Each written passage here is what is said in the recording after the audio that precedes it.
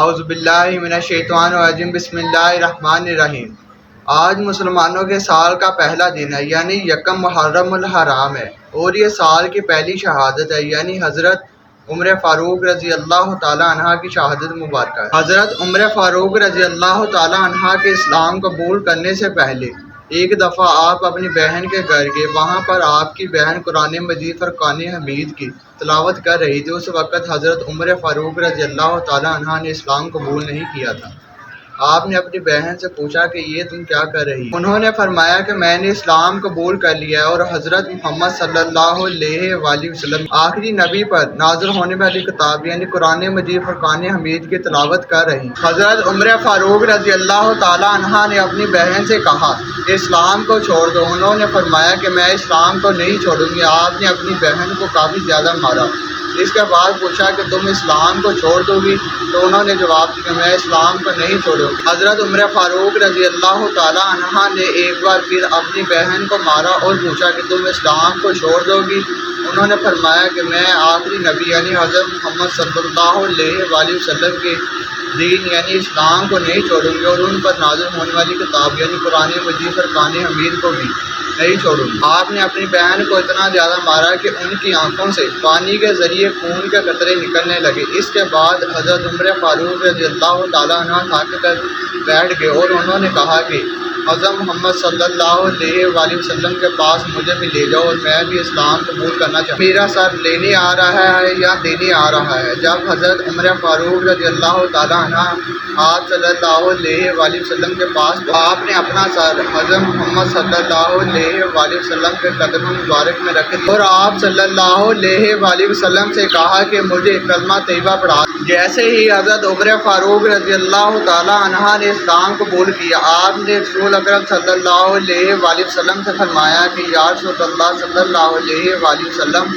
آپ سچی، آپ پر نازل ہونے والی کتاب سچی، آپ کا خدا سچا، تو آپ چپ کر کیوں نماز پڑھتے ہیں؟ خانہ کعبہ میں نماز پڑھی جائے گی۔ اس وقت صرف صحابہ کرام کی تعداد 39 تھی۔ 40ویں صحابہ کرام حضرت عمر فاروق رضی اللہ تعالیٰ عنہ تھے۔ آپ نے 20 صحابہ کی 2 صفیں بنا لی۔ ایک صف میں حضرت امیر حمزہ رضی اللہ تعالیٰ عنہ کھڑے ہو گئے اور دوسری صف میں حضرت عمر فاروق رضی اللہ تعالیٰ عنہ کھڑے ہو گئے۔ خانہ کعبہ میں کھڑے ہو کر حضرت عمر فاروق رضی اللہ تعالیٰ عنہ نے ایک اونچی آواز میں نعرہ لگایا، مجھ کو بھی جانتے ہو، میرے باپ کو بھی جانتے ہو، اور یہ بھی جانتے ہو کہ میرا تعلق کس قبیلے سے ہے۔ جس نے اپنے بچے یتیم کرانے اور اپنی بیوی بیوہ کرانی ہے وہ آگے ہے۔ حضرت عمر فاروق رضی اللہ تعالیٰ عنہ نے بے شمار جنگیں اور غزوات لڑے۔ آپ صلی اللہ علیہ وآلہ وسلم کے دنیا سے پردہ فرمانے کے بعد خلیفہ اول یعنی حضرت ابو بکر صدیق رضی اللہ تعالیٰ عنہ بنے اور خلیفہ دوم حضرت عمر فاروق رضی اللہ تعالیٰ عنہ بنے۔ حضرت ابو بکر صدیق رضی اللہ تعالیٰ عنہ کی وفات کے بعد جب ان کے وصیت کو کھولا گیا تو ان کے وصیت میں لکھا ہوا تھا کہ میرے بعد حضرت عمر فاروق رضی اللہ تعالیٰ عنہ کو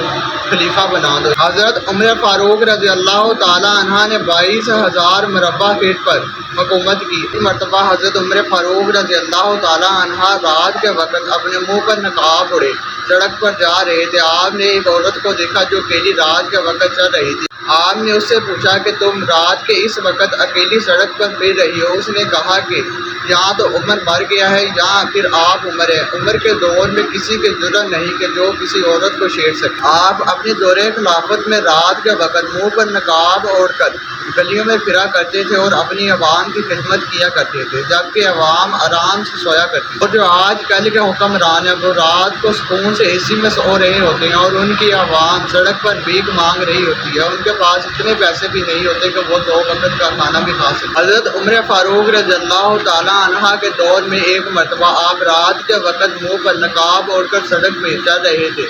آپ نے ایک بزرگ عورت کو دیکھا جو اپنے دروازے میں پریشان بیٹھی تھی۔ آپ نے اس سے پوچھا کہ کیا ماجرا ہے؟ اس نے کہا کہ میرے کمانے والا بھی کوئی نہیں ہے، جو میرا کمانے والا تو وہ اس دنیا سے چلا گیا ہے۔ اس کے بعد میرے سر پر 25 دینار کا قرضہ بھی چڑھ گیا ہے اور عمر نے آج تک آ کر مجھ سے میرا حال نہیں پوچھا اور نہ ہی میری مدد کی۔ میں قیامت والے دن اللہ کو اس کی شکایت لگاؤں گی حضرت عمر فاروق نے جب کہا کہ ماں اگر اس کو پتہ نہیں چلا تو آپ اسے جا کر بتا دیں۔ عمر نے کہا کہ اگر عمر عوام کا خیال نہیں رکھ سکتا تو حکومت کو چھوڑ دے۔ حضرت عمر فاروق رضی اللہ تعالیٰ عنہ رونے لگے اور جلدی سے اپنے گھر گئے، وہاں سے کچھ پکا ہوا اناج لیا اور کچھ کچا اناج لے کر آئے اور اس بوڑھی عورت کو دیا اور اس کو 25 دینار بھی دیے، اس کو کھانا کھلایا۔ آپ نے اس بوڑھی عورت سے پوچھا کہ کیا آپ حضرت عمر فاروق رضی اللہ تعالیٰ عنہ کو آپ معاف فرما دیں گی؟ اس بوڑھی عورت نے کہا نہیں۔ آپ نے کہا کہ میری سفارش پر یعنی میرے کہنے پر حضرت عمر فاروق رضی اللہ تعالیٰ عنہ کو معاف فرما دیں اور مجھے لکھ کر دیں کہ آپ عمر کو معاف فرما دیں گی۔ اس بزرگ عورت نے کہا کہ آپ لکھ لیں، میں سائن کر دیتی ہوں۔ آپ نے لکھا اور اس بڑی عورت سے سائن کروائے۔ اتنی دیر میں حضرت علی رضی اللہ تعالیٰ عنہ آئے اور حضرت عمر فاروق رضی اللہ تعالیٰ عنہ سے کہا کہ شام کے کچھ سفیر آپ سے ملنے کے لیے آئے ہیں۔ وہ عورت رونے لگی کہ میں تو عمر کے منہ پر اس کی بدخوئیاں کر رہی تھی۔ آپ نے اس بزرگ عورت سے بھی سائن کروائے اور حضرت علی رضی اللہ تعالیٰ عنہ سے بھی سائن کروائے اور ان سے کہا کہ جب میں اس دنیا سے چلا جاؤں یہ کاغذ میرے کفن میں رکھ دینا، اور جب آپ صلی اللہ علیہ وآلہ وسلم پوچھیں گے کہ اے عمر میری امت کا کیا کر کر آئے ہو تو میں آپ صلی اللہ علیہ وآلہ وسلم کو یہ کاغذ دکھاؤں گا کہ ایک بزرگ عورت ناراض تھی، میں اسے بھی راضی کر کر آیا ہوں۔ میں جب یہ پڑھتا ہوں اس نے 22 لاکھ میل پر حکومت کی، میں کہتا ہوں وہ آدھی دنیا کا حکمراں تھا۔ میں جب یہ پڑھتا ہوں کہ اس کو دیکھنے سے شیطان بھی راستہ بدل لیتے تھے، میں کہتا ہوں وہ آدھی دنیا کا حکمراں تھا۔ میں جب یہ پڑھتا ہوں اس کے خوف سے کفر بھی لرزتا تھا، میں کہتا ہوں وہ آدھی دنیا کا حکمراں تھا۔ میں جب یہ پڑھتا ہوں کہ اس کے دور میں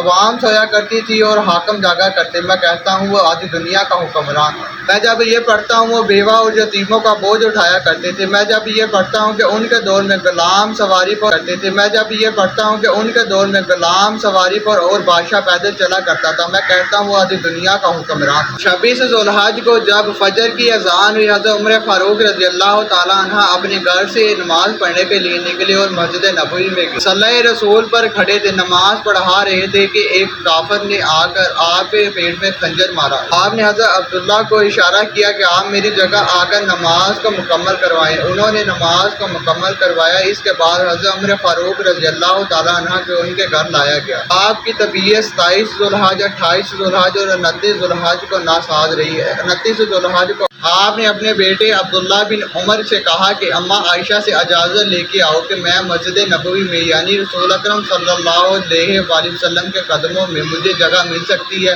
ان کے بیٹے عبداللہ بن عمر حضرت عائشہ صدیقہ رضی اللہ تعالیٰ عنہ کے پاس آئے اور ان سے اجازت طلب کی کہ میرے بابا کی یہ ان کی خواہش ہے کہ ان کو حضرت محمد صلی اللہ علیہ وآلہ وسلم کے قدموں میں قبر کی جگہ ملے۔ حضرت عائشہ صدیقہ رضی اللہ تعالیٰ عنہ نے فرمایا کہ وہ جگہ میں نے اپنے لیے رکھی تھی، لیکن حضرت عمر رضی اللہ تعالیٰ عنہ کی خواہش ہے تو وہ جگہ میں انہیں دیتی ہوں۔ ان کے بیٹے عبداللہ بن عمر نے جا کر ان کو بتایا کہ اماں عائشہ نے اجازت دے دی ہے، لیکن ان کو تسلی نہیں ہوئی۔ انہوں نے کہا کہ جب میں اس دنیا سے چلا جاؤں میرے جنازے کو اٹھا لینا، اماں عائشہ کے در پر رکھ لینا، ان سے اجازت طلب کرنا، اگر وہ اجازت دے دیں تو حضرت محمد صلی اللہ علیہ وآلہ وسلم کے قدموں میں مجھے دفن کر دینا، ورنہ مجھے جنت البقیع میں دفن کر دینا۔